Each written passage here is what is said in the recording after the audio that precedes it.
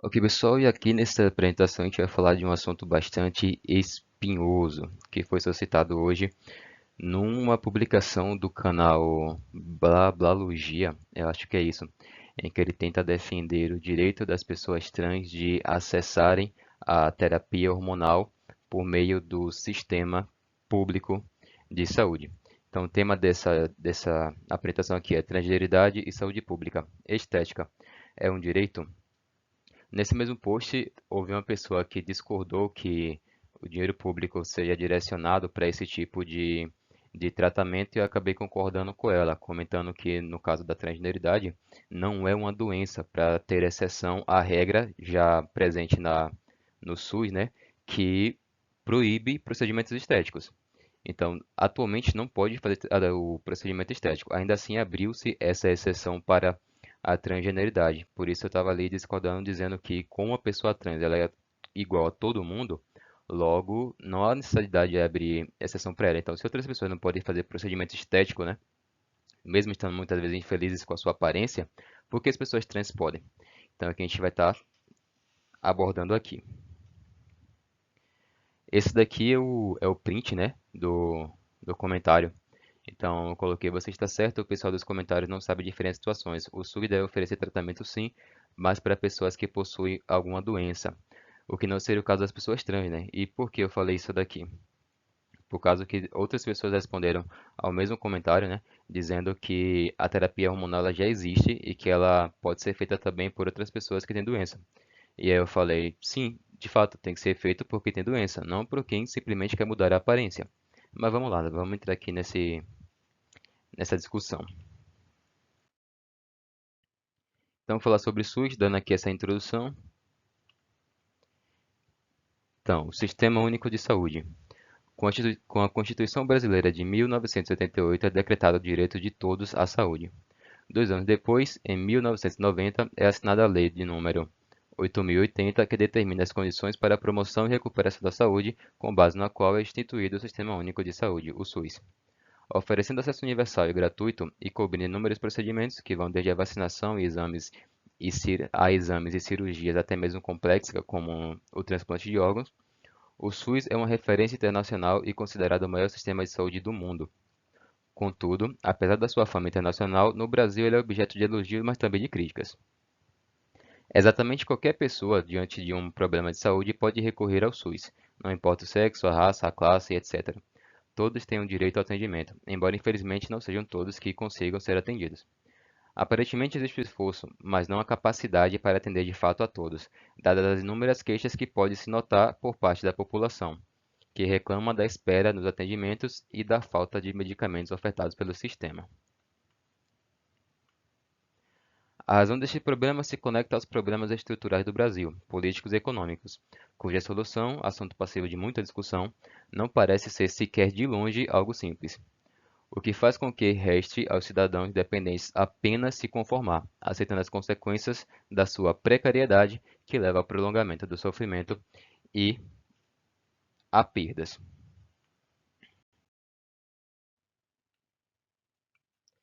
Limitações do SUS. Dada a sua precariedade, o sistema estabelece que não são todas as demandas que devem ser atendidas, priorizando aquelas mais imediatas e que têm um impacto maior sobre a saúde. Por este motivo, exclui do rol da sua cobertura procedimentos de uma área que até pode afetá-la, no caso a saúde, mas que também pode ser relevada, mesmo porque, para redirecionar recursos para esta área, os mesmos deveriam se tornar infinitos, já que exatamente todo mundo iria solicitar.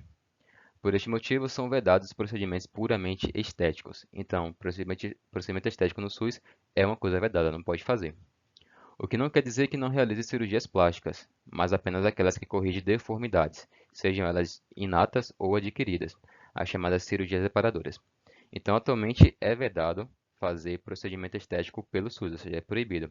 Entretanto, existem sim cirurgias plásticas que podem ser feitas, mas apenas mediante alguma forma de deformidade. Então, é o caso de uma pessoa que sofreu algum acidente e teve alguma parte do seu corpo deformada, ou que nasceu já com uma parte do seu corpo deformada. Então, existe a cirurgia plástica de reparação. Mas, para o caso de pessoas que têm uma aparência normal, você não pode melhorar sua aparência com o procedimento estético pelo SUS. Então, isso daqui já é regra, na verdade.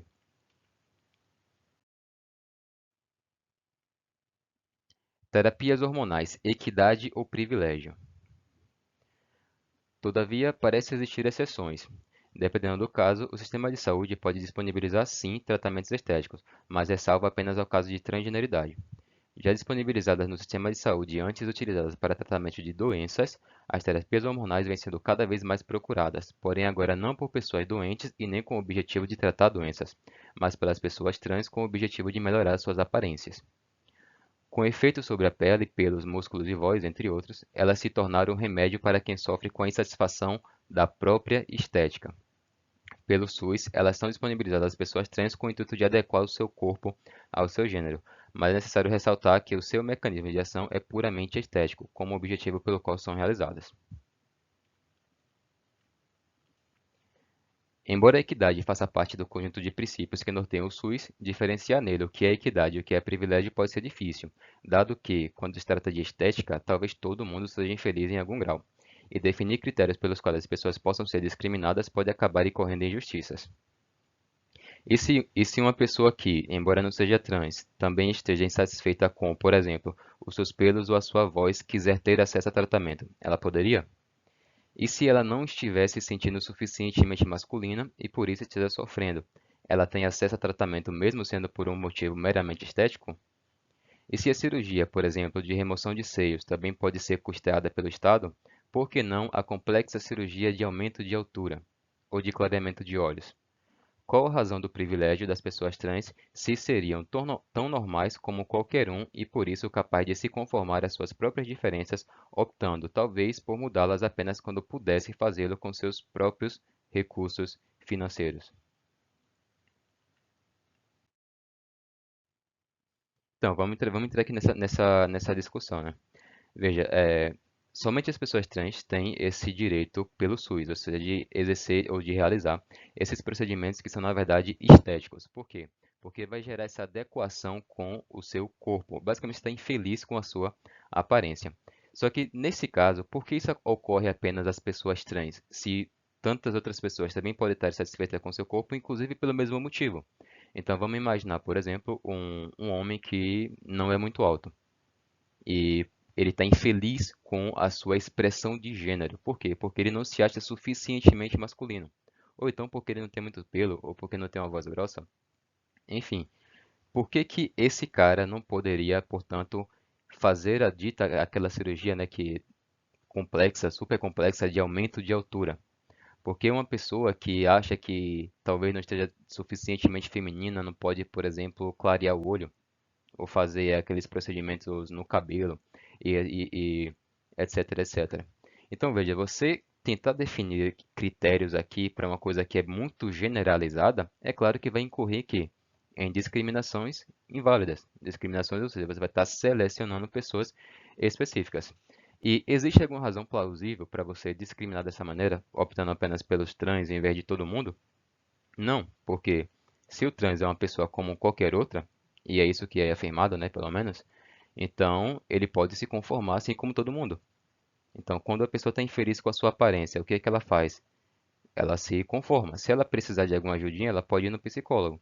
Mas ela se conforma com isso. Até o quê? Até o momento de ela conseguir, caso ela consiga, mudar essa característica. Mas ela não fica, por exemplo, ela não tem esses ataques, né, o que é chamado de disforia pode ter, como eu expliquei. Então, esse caso de você querer modificar o seu corpo não é uma coisa que pode ocorrer apenas a pessoas trans.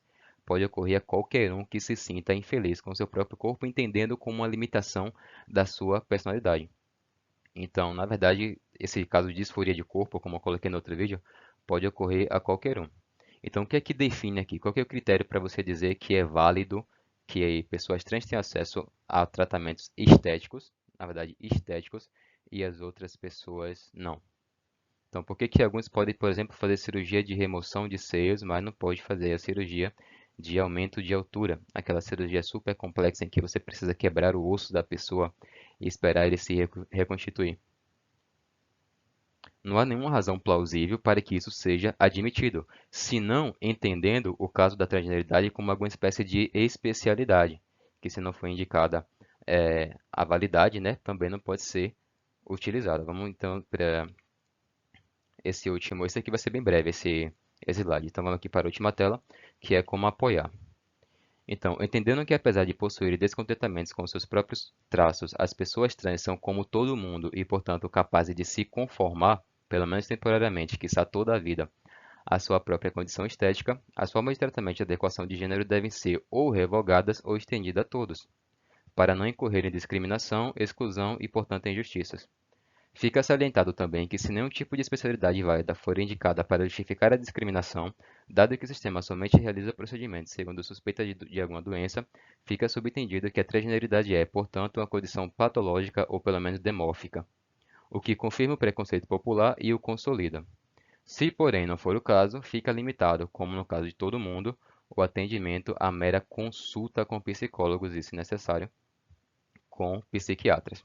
Então é aquela coisa, se a pessoa trans ela não é uma pessoa doente, se ela é uma pessoa como qualquer outra, por que que ela precisa desse tratamento específico, né? Inclusive desse privilégio, que isso daqui já não é mais nem equidade, é um privilégio, e os outros não? Como é que você conseguiria responder a essa pergunta?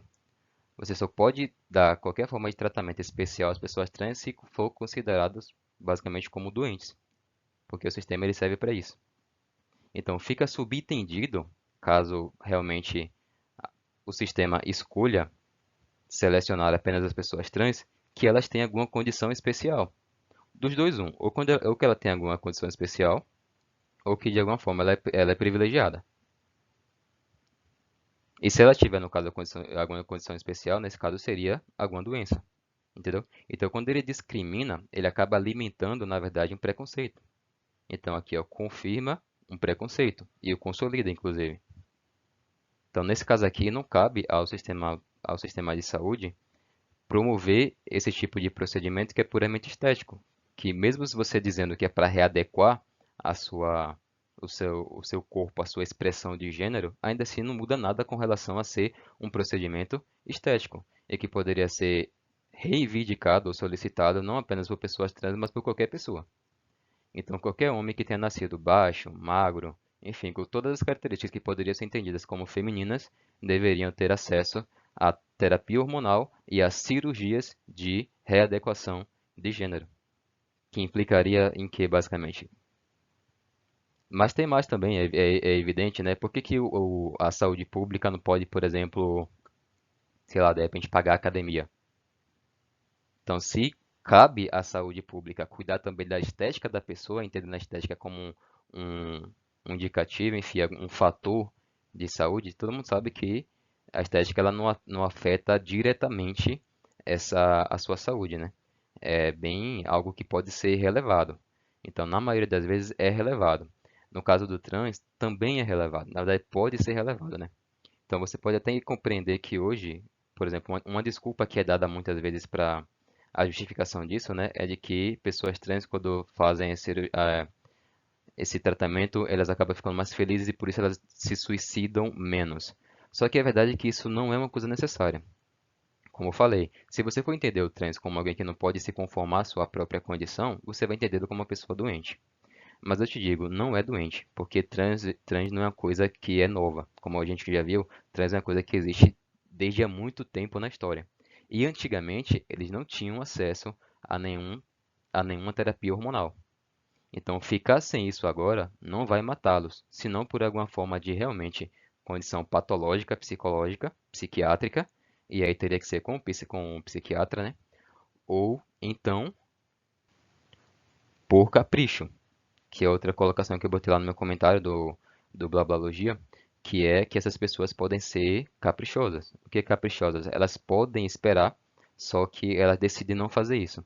E elas decidem reagir com essas formas de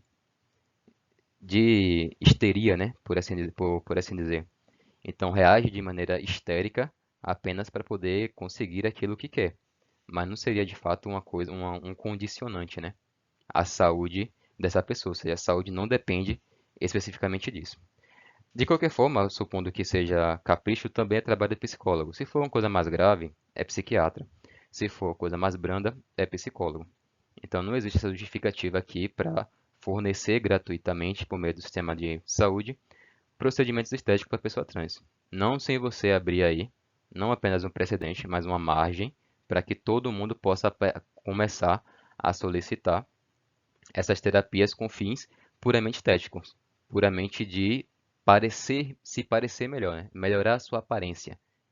Então, melhorar a própria aparência, seja para qual lado for, masculino e feminino, todo mundo quer. Não fazemos porque as pessoas não fazem porque elas não podem. E também o próprio sistema não conseguiria cobrir todas essas solicitações, não cobre nem mesmo as próprias condições de doença, quanto mais condições estéticas. Então, se todo mundo fosse solicitar isso, o próprio sistema também não poderia cobrir. Então, não podendo, o que que resta às pessoas? Se conformar. E não existe nenhum problema em se conformar com uma questão puramente estética.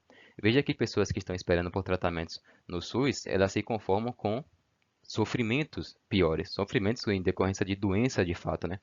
E até mesmo com perdas, porque muitas vezes pessoas acabam morrendo por não ter o tratamento pelo SUS. E essas pessoas elas fazem o quê? Elas se conformam a isso. Então, por que que as pessoas trans não podem se conformar com algo que nem mesmo é uma doença, que nem é tão urgente, etc, etc? Que poderia ser resolvido numa ida no psicólogo, né? Até mesmo com uma conversa com os pais, se esses souberem aconselhar. Então, por que que no caso das pessoas trans é diferente? E você pode ainda perguntar se isso é uma necessidade tão urgente, né? Então, por que que todos aqueles trans que viveram no passado, sem fazer tratamento, eles conseguiram viver? Que você vê diversos casos na história, nenhum deles faz tratamento hormonal, ainda se eles conseguem. Então, a pessoa ou ela espera até poder fazer a cirurgia, ou ela simplesmente se conforma a isso. E não tem problema nenhum.